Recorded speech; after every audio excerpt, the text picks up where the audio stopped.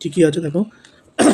চোঙের আয়তন, ঠিক আছে? আয়তন ভূমির ব্যাসার্ধের ব্যাসার্ধের দৈর্ঘ্যের বর্গের সাথে এবং উচ্চতার সঙ্গে যৌগিকভেদে আছে, ঠিক আছে?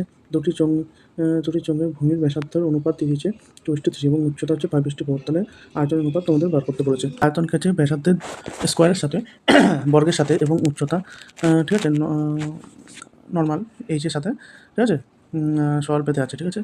এখানে ইকুয়াল টু আনলে সমানুপাতিক থেকে ইকুয়াল টু আনলে একটা কে দিতে হবে, কে, ঠিক আছে, অশূন্য ভেদ ধ্রুবক, ঠিক আছে?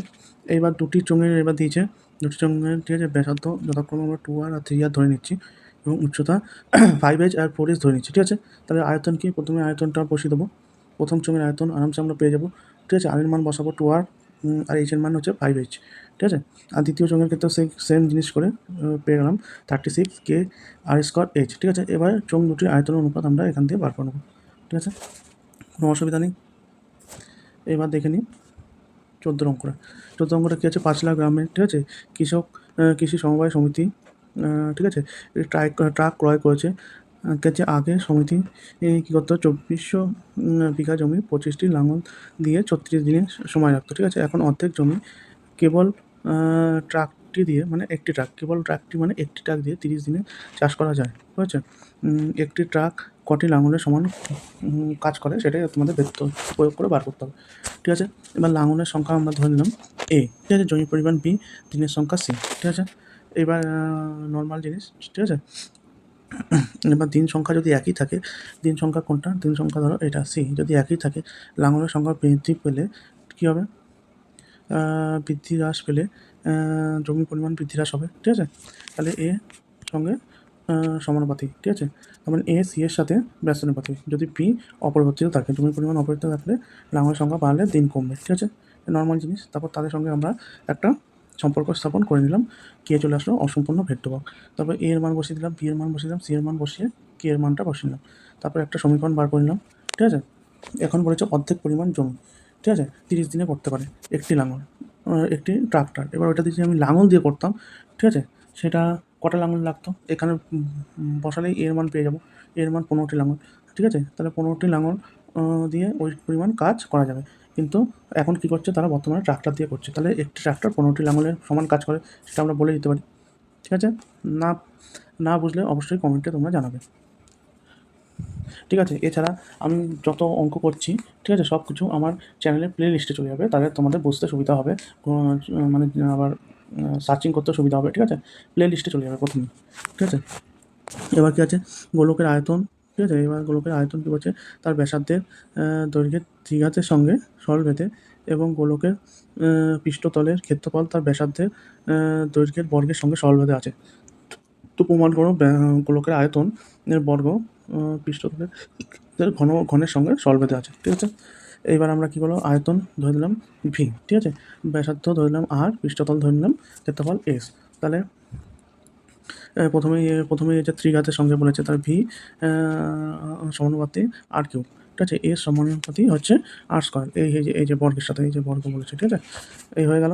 তারপরে আমাদের বলেছে কি? এটা প্রমাণ করতে বলেছে, আয়তনের বর্গ পৃষ্ঠতলের সঙ্গে সরলভাবে আছে কার? ঘনের সাথে, ঠিক আছে? সেটা যদি একটা ভেদ ধ্রুবক বার করতে হয়, তাহলেই আমাদের অঙ্ক শেষ, ঠিক আছে? তাহলে V square by S cube, তাহলে ভি স্কোয়ারের মান বসিয়ে দিলাম, এস কিউবের মানও বসিয়ে দিলাম, করে দেখো কী আসছে? K1 square by K2 cube, ঠিক আছে? ওইটাকে আমরা এম ধরতে পারি, ঠিক আছে? এখানে এমন অসম্পূর্ণ ভেদ ধ্রুবক হলো, তাহলে ওইটা হলেই তো অঙ্ক শেষ, ঠিক আছে? এটা আমরা আরামসে লিখে দিতে পারি, ঠিক আছে? এবার এতক্ষণ তো আমরা মোটামুটি বট কোশ্চেন করে আসলাম। এইবার এমসিকিউ টাইপের আসছে, ঠিক আছে, যেগুলো এখন তোমরা চাকরি পরীক্ষা দিতে যাও অথবা এখন মাধ্যমিক রেগুলার চলে এসছে, এমন ধরনের অনেক এমসিকিউ থাকে, ঠিক আছে? এমসিকিউগুলো দেখে নিচ্ছি এক এক করে। ওইগুলো পেরে গেছে মানে এগুলো তোমাদের প্রবলেম হওয়ার কোনো কথা নেই, ঠিক আছে? দিয়েছে এস সমানুপাতিক 1/y হলে কোনটা সত্য? তাহলে এস 1/y হলে কে নিয়ে নেবো, x into y equal to K অশূন্য ভেদ ধ্রুবক, ঠিক আছে? এই যে অশূন্য ভেদ ধ্রুবক, ডি এর অ্যান্সারটা কারেক্ট হবে, ঠিক আছে? আরেকটা দিচ্ছে কী আছে বলো?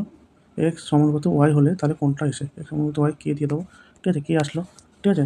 তাহলে এক্স স্কোয়ার তাহলে কী হবে? ধরো এক্স স্কোয়ার যদি স্কোয়ার করি দুটোকে, ঠিক আছে? এখান থেকে এক জায়গায় স্কোয়ার, এক জায়গায় কিউব, এক জায়গায় স্কোয়ার কিউব, ঠিক আছে? এমন করে হবে না, ঠিক আছে? যেহেতু দেখো এরও এক ঘাতের সঙ্গে, ঠিক আছে, আছে, সেজন্য স্কোয়ার হলে স্কোয়ার হবে, সে দেখেই বোঝা যাচ্ছে, ঠিক আছে? তাহলে এখানে টি এর অ্যান্সারটা কারেক্ট হবে। ঠিক আছে, আবার দেখে নাও এখানে দিয়ে দিচ্ছে কি, আবার ভালো করে দেখো, এক্স সমানুপাতি ওয়াই। ঠিক আছে, যখন ওয়াই 8 এক্স 2, তাহলে ওয়াই 16 হলে এক্স কত। এগুলো আরামসে তোমরা এতক্ষণ যদি অঙ্কগুলো বুঝে থাকো, আরামসে তোমরা এমন করে কে এর মান বার করে আবার আরেকটা সমীকরণ 16 ওয়াই মান 16 দিয়ে এক্স এর মান 4 বেরিয়ে যাবে। কোনো মানে প্রবলেম হওয়ার কোনো কথাই নেই। ঠিক আছে, জাস্ট আমি এখানে করা আছে। ঠিক আছে, তোমরা দেখে নাও। ঠিক আছে, এখানে দেখে নাও এক্স ও ওয়াই স্কোয়ার সঙ্গে সমানুপাতি আছে, তাহলে এটা হলে 32। সেম জিনিস কে দিয়ে আমরা করবো। ঠিক আছে, এখানে অ্যান্সারটা পেয়ে যাবো। ঠিক আছে, আর এইটা দেখে নাও, বলেছে কী বলেছে 3টি ভেদের সমষ্টি, ধ্রুবকের সমষ্টি, 3টি ভেদ ধ্রুবকের সমষ্টি তোমার বার করতে হবে। এখানে একটু অঙ্ক এগুলো একটু প্রিন্টিং মিস্টেক আছে। ঠিক আছে, আর এগুলো হচ্ছে কমা আছে। ঠিক আছে, এই যে বলছে এক্স ড্যাশ ওয়াই ড্যাশ মনে হচ্ছে না, এগুলো জাস্ট কমা। ঠিক আছে, ঠিক আছে, এখানেও একটু প্রিন্টিং মিস্টেক আছে, আমি ঠিক করে দিচ্ছি। ঠিক আছে, বলতে বলতে তোমাদের ঠিক করে দিচ্ছি। ঠিক আছে, প্রথমে আছে এটা ওয়াই মাইনাস এক্স সমানুপাত 1/y-z। ঠিক আছে, 1/x। ঠিক আছে, এখানে কে ওয়ান দিয়ে এমন করে লিখতে পারি, কে ওয়ানের মান দিয়ে এখানে কী করলাম, ওপাশে গুণ করে নিলাম। ঠিক আছে, এই জায়গাটা এই জায়গাগুলো ভুল আছে, এইগুলো জায়গাগুলো হবে এটা প্রথমে এই জায়গাটার জায়গায় হবে হচ্ছে ও Z minus x varies 1/y। এই যে এই জায়গাটাতে আছে। ঠিক আছে, ফার্স্টে এই জায়গাটা। ঠিক আছে, আর এই জায়গাটার ক্ষেত্রে কী হবে হচ্ছে এক্স মাইনাস ওয়াই। ঠিক আছে, সমানুপাতি 1/z। এই দুটো জায়গায় ভুল আছে। ঠিক আছে, তোমরা ঠিক করে নেবে। ঠিক আছে, এই হচ্ছে কথা। তারপর সেই অনুযায়ী আমরা বসিয়ে নেবো। ঠিক আছে, তারপর কে 1 প্লাস কে 2 প্লাস কে 3 করে দিলাম। ঠিক আছে, করলে দেখো 0 চলে আসছে। সুতরাং তোমার ভেদ সমষ্টি বলেছে, সমষ্টি বার করতে বলেছে, মানে যোগফল। ঠিক আছে, ভেদ 3টির সমষ্টি হচ্ছে 0। আশা করি বোঝাতে পারলাম। এখানে কিছু প্রিন্টিং মিস্টেক আছে, তোমরা ঠিক করে নিও। ঠিক আছে,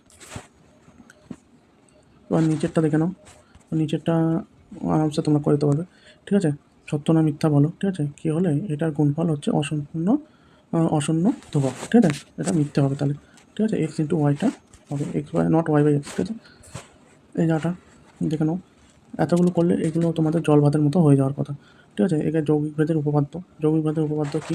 ঠিক আছে, যেটা কমন আছে সেটা একদিকে রাখবো, লেফটের দিকে রাখবো। ঠিক আছে, এই দিকটা রাখবো, মানে এই দিকটা রাখবো যেটা কমন আছে, আর যেগুলো আনকমন আছে সেগুলো গুণ করে মাঝখানে সমানুপাতিক চিহ্ন দিয়ে লিখবো। ঠিক আছে, এখানে ওয়াই এক্স সমানুপাত জেড আছে।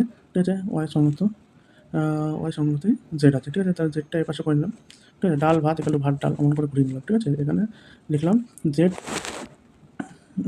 সমানুপাত ওয়াই, এখানেও জেড সমানুপাত ওয়াই, এখানে এক্স এখানে ওয়াই। ঠিক আছে, তাহলে জেড কমন, জেড এপাশে লিখবো, এখানে এক্স ইন্টু ওয়াই সিম্পল লিখে দেবো, এটা সব ঠিক আছে। ঠিক আছে, এবার এটা দেখে নিন। ঠিক আছে, কোনো অসুবিধা নেই। এটা কী আছে, ওয়াই এক্স সমানুপাত 1/y, ওয়াই সমানুপাত 1/z।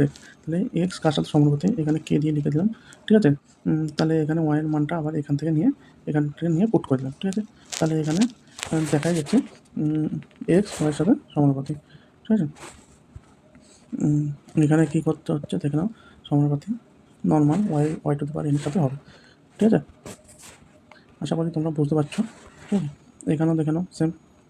ঠিক আছে, এখানে এ সমানুপাতি এটা দিয়েছে, এখানে এ সমানুপাতি এটা দিয়েছে। ঠিক আছে, ঠিক আছে, এই দেখো যে এখানে যেটা প্রমাণ করতে দিয়েছে না, সেইটা কেমন আকারে আসলে আমাদের অঙ্কটা অ্যান্সারটা মিলবে, সেই হিসাবে তোমায় করতে হবে। এখানে তুমি যদি যৌগিক ভেদের উপপাদ্য নিয়ে কনফিউজ হয়ে যাও, তাহলে কিন্তু অঙ্কটা ভুল হবে এবং করতে পারবে না। ঠিক আছে, সেখানে দেখো কী করেছে এরা, এক্স, ঠিক আছে, ইকুয়াল টু কে 1 ওয়াই। ঠিক আছে, y equal to x by K 1। ঠিক আছে, তেমন আরেকটা জেড ইকুয়াল টু ওইটা লিখতে পারি। ঠিক আছে, জেড ইকুয়াল টু এটা লিখে দাও, জেড এক্সের সঙ্গে কনভার্ট করে দিচ্ছে, তাহলে এক্স প্লাস ওয়াই।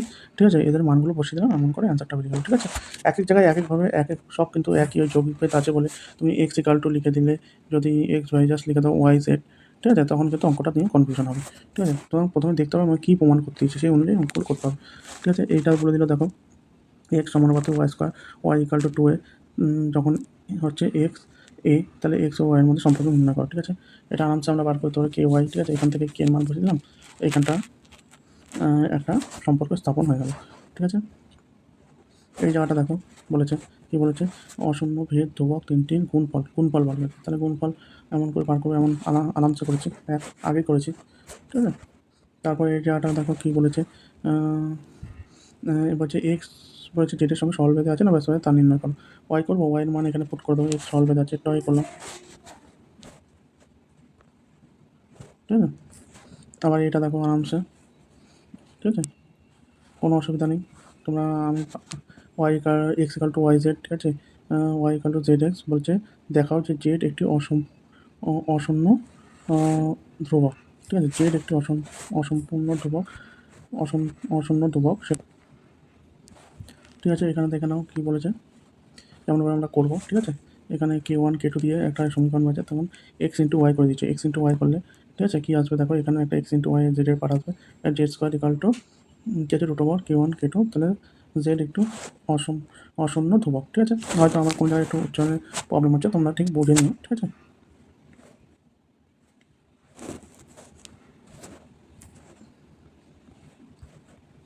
যেমন এরপরে চলে আসলো 17 থেকে লাস্ট অঙ্ক। ঠিক আছে, এটাও আশা করি তোমরা বুঝবে। B সমানুপাত root over a, V সমানুপাত A cube. ঠিক আছে, এর বৃদ্ধি হয় 2:3 অনুপাতে, তাহলে বি এর বৃদ্ধি কী অনুপাতে হবে তাহলে দেখে নাও। এখানে কে হয়ে গেল। ঠিক আছে, এর মান 2 থেকে 3 হয়েছে, 2p থেকে 3p হলো। তাহলে তাহলে এ ইকাল টু 2কে বি তাহলে কী হবে, এত আসলো। ঠিক আছে, আবার এ ইকাল টু 2কে হলে বি এর মান এত আসবে। ঠিক আছে, তারপর এ ইকাল টু 3 হলে বি এর মান এত, তাহলে এর বৃদ্ধি কত হচ্ছে কিউব অনুযায়ী হচ্ছে। ঠিক আছে, 3:8:27। ঠিক আছে, এটা খুব ইম্পর্ট্যান্ট জিনিস, করবে পরীক্ষায় আসতে পারে। ঠিক আছে, 2:3 অনুপাতে হলে ওর কিউব অনুপাতে হবে। ঠিক আছে, এই অঙ্কটা খুব ইম্পর্ট্যান্ট।